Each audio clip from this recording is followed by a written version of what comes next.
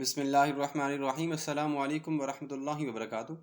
محترم سامعین، حضرت ابن عباس رضی اللہ تعالی عنہما بیان فرماتے ہیں کہ نبی اکرم صلی اللہ علیہ وآلہ وسلم اس دنیا میں تشریف لائے تو آپ ختنہ شدہ پیدا ہوئے۔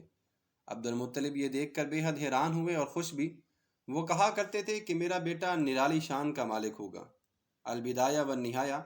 آپ کی پیدائش سے پہلے مکہ کے لوگ خشک سالی اور قحط کا شکار تھے، لیکن جیسے ہی نبی اکرم صلی اللہ علیہ وآلہ وسلم دنیا میں تشریف لائے اور آپ کے تشریف لانے کا وقت قریب آیا تو بارشیں شروع ہو گئیں، خشک سالی دور ہو گئی، درخت ہرے بھرے ہو گئے اور پھلوں سے لد گئے، زمین پر سبزہ ہی سبزہ نظر آنے لگا۔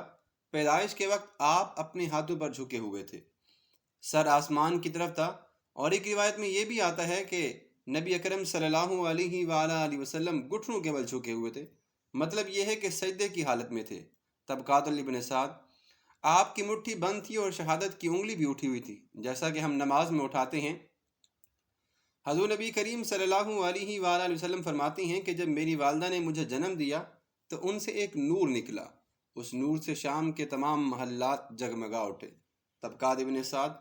آپ صلی اللہ علیہ وآلہ وسلم کی والدہ سیدہ آمنہ رضی اللہ تعالی عنہ فرماتی ہیں کہ محمد صلی اللہ علیہ وآلہ وسلم کی پیدائش کے وقت ظاہر ہونے والے نور کی روشنی میں مجھے بصرہ میں چلنے والے اونٹوں کی گردنیں تک نظر آئیں۔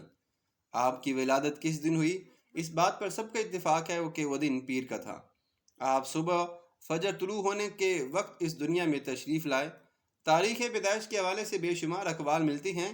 ایک روایت کے مطابق 12 ربیع الاول کو آپ پیدا ہوئے، اور یہ مہینہ ربیع الاول کا تھا اور دن بھی پیر کا تھا، اور یہ بھی کہا جاتا ہے کہ آپ پیر کے دن کو ہی اس دنیا سے چلے گئے اور پیر کے دن ہی کو آپ کو نبوت ملی۔ پیر کے دن ہی آپ نے مدینہ منورہ کی طرف ہجرت کی، اور پیر کے دن ہی آپ صلی اللہ علیہ وسلم کی وفات ہوئی۔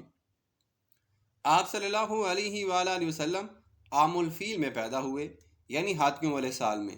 اس سال کو ہاتھیوں والا سال اس لیے کہا جاتا ہے کہ ابرہہ نے ہاتھیوں کے ساتھ مکہ مکرمہ پر حملہ کرنے کے بارے میں سوچا۔ آپ صلی اللہ علیہ وآلہ وسلم کی پیدائش اس واقعے کو کچھ دن ہی بعد ہوئی، کہا جاتا ہے تقریباً 50 یا 55 دن بعد۔ ابرہہ یمن کا عیسائی حاکم تھا۔ حج کے دنوں میں اس نے دیکھا کہ لوگ بیت اللہ کا حج کرنے کے لیے جاتے ہیں۔ اس نے اپنے لوگوں سے پوچھا کہ یہ لوگ کہاں جاتے ہیں؟ اسے جواب ملا، بیت اللہ کا حج کرنے کے لیے یہ لوگ مکہ جاتے ہیں۔ اس نے پوچھا کہ بیت اللہ کس چیز کا بنا ہوا ہے؟ اسے بتا دیا گیا کہ پتھروں کا بنا ہوا ہے۔ اس نے پھر پوچھا کہ اس کا لباس کیا؟ بتایا گیا کہ تمہارے ہاں سے جو دھاری دھار کپڑا جاتا ہے اس سے اس کی پوشاک تیار ہوتی ہے۔ کہا جاتا ہے کہ ابرہہ عیسائی تھا۔ ساری بات سن کر اس نے کہا، مسیح کی قسم، میں تم لوگوں کے لیے اس سے اچھا گھر تعمیر کروں گا۔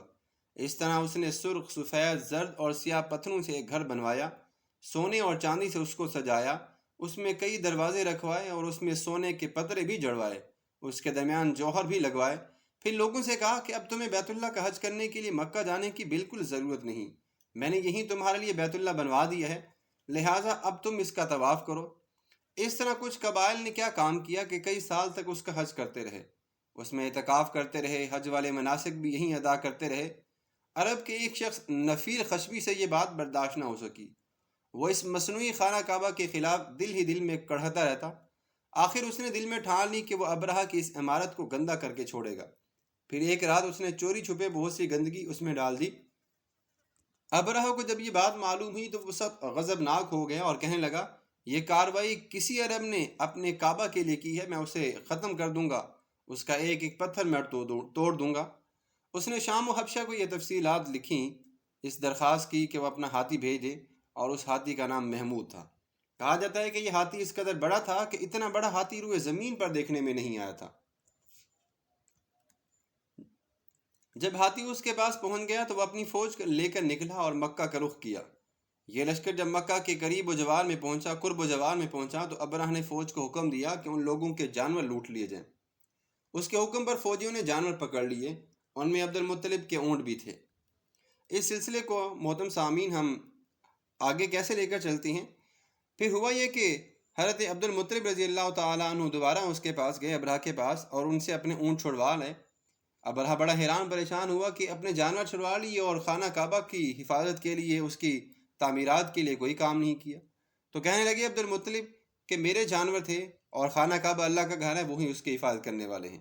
محترم سامعین، اگر آپ قرآن مجید میں سورۃ الفیل پڑھیں تو اللہ تبارک و تعالیٰ فرماتے ہیں کہ الم تر کیف فعل ربک باصحاب الفیل، کیا آپ نے نہیں دیکھا کہ ہم نے ہاتھی والوں کے ساتھ کیسا سلوک کیا؟